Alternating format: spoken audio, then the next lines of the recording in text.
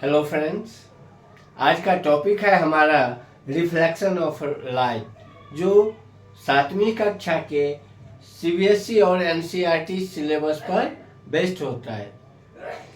यदि अभी तक आपने हमारे चैनल को सब्सक्राइब नहीं किया है तो प्लीज़ सब्सक्राइब कर दीजिए। इस चैनल पे 7वीं से 10वीं तक के साइंस और मैथ से रिलेटेड वीडियो रेगुलर अपलोड होते रहते हैं, जो आपके पढ़ाई लिखाई में मददगार साबित हो सकते हैं। तो आज का टॉपिक है हमारा प्रकाश का परावर्तन। जो प्रकाश जो हमारा 11 चैप्टर है लाइट, उससे लिया गया है पर रिफ्लेक्शन ऑफ लाइट।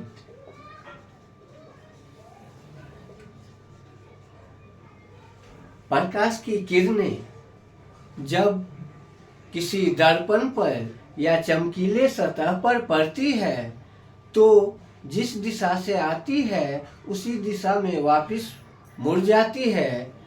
प्रकाश की इस घटना को प्रकाश का परावर्तन या रिफ्लेक्शन ऑफ लाइट कहते हैं।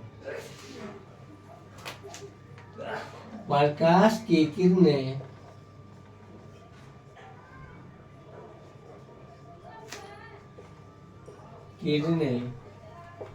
जब चमकीली अथवा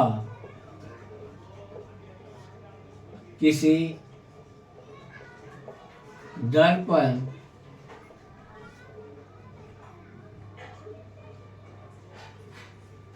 पर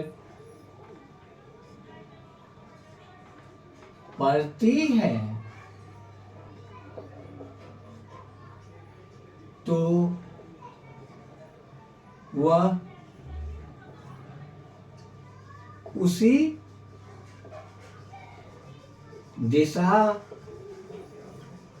में वापिस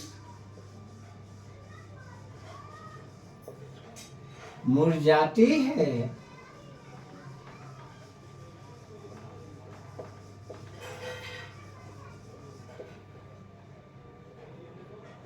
प्रकाश की इस घटना को प्रकाश का परावर्तन या रिफ्लेक्शन ऑफ लाइट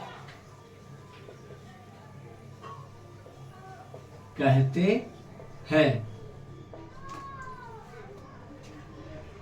अब नई बात क्या है, टॉपिक शब्द आया है दर्पण, मिरर। दर्पण या मिरर हम किसे कहते हैं? वह पारदर्शी ठोस जिसका एक सतह कले किया हुआ रहता है और दूसरी सतह परावर्तक सतह का काम करता है, उसे हम दर्पण कहते हैं। और जब दर्पण पर प्रकाश की किरणें पड़ती है तो वह उसी दिशा में मुड़ जाती है जिस दिशा से वह आती है, कुछ नियम का पालन करते हुए। और ये जो नियम है, जिस नियम का वह पालन करती है, उसे प्रकाश के परावर्तन के नियम कहते हैं। तो अब हम देख लेते हैं प्रकाश के परावर्तन के क्या नियम है।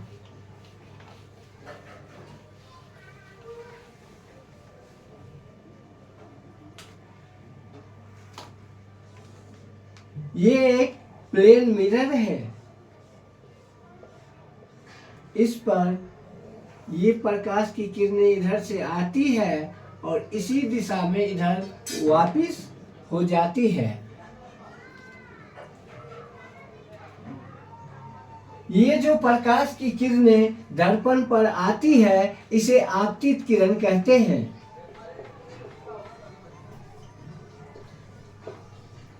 Incident ray.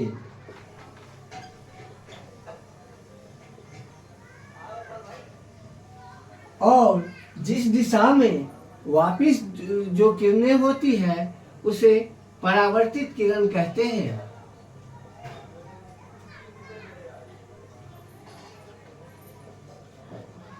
Reflected raise.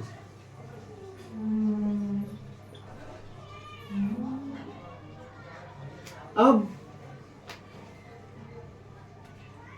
इस बिंदु पर जहां पे जिस बिंदु पर प्रकाश की किरणें पड़ती है या इसको उस बिंदु को आपतन बिंदु कहते हैं। आपतन बिंदु।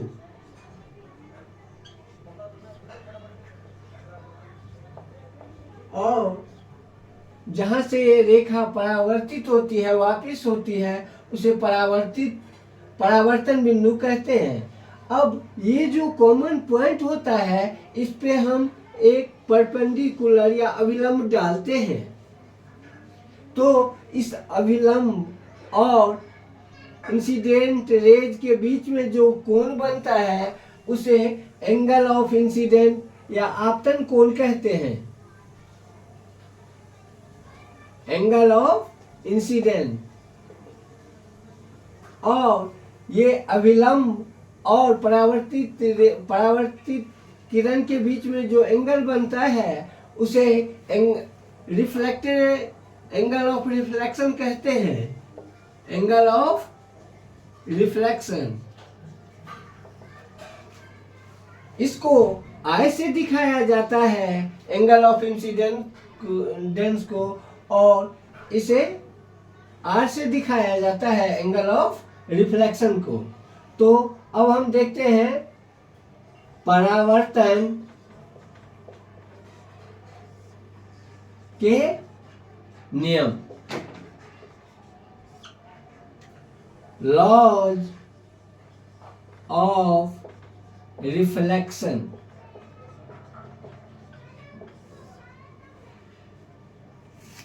पहला नियम परावर्तन का क्या है? तो I equal angle I equal to R। आपतन कोण और परावर्तन कोण बराबर होते हैं। परावर्तन के कितने नियम हैं? 2 नियम। पहला नियम क्या है? आपतन कोण और परावर्तन कोण बराबर होते हैं। आपतन बिंदु, परावर्तन बिंदु और उस पर डाला गया लंब तीनों एक तलीय होते हैं। आपतन बिंदु, परावर्तन बिंदु और उस पर डाला गया अभिलंब तीनों एक तलीय होते हैं। और पहला नियम है आपतन कोण और परावर्तन कोण बराबर होते हैं। यानी angle I equal to angle R। और दूसरा नियम है आपतन बिंदु, परावर्तन बिंदु और उस पर डाला गया अभिलंब तीनों एक तलीय होते हैं। धन्यवाद दोस्तों। आज का टॉपिक हमारा यहीं ख़त्म होता है। यदि आपको हमारी वीडियो पसंद आए तो वीडियो को लाइक कीजिए, चैनल को सब्सक्राइब कीजिए और छात्रों को शेयर कीजिए। धन्यवाद।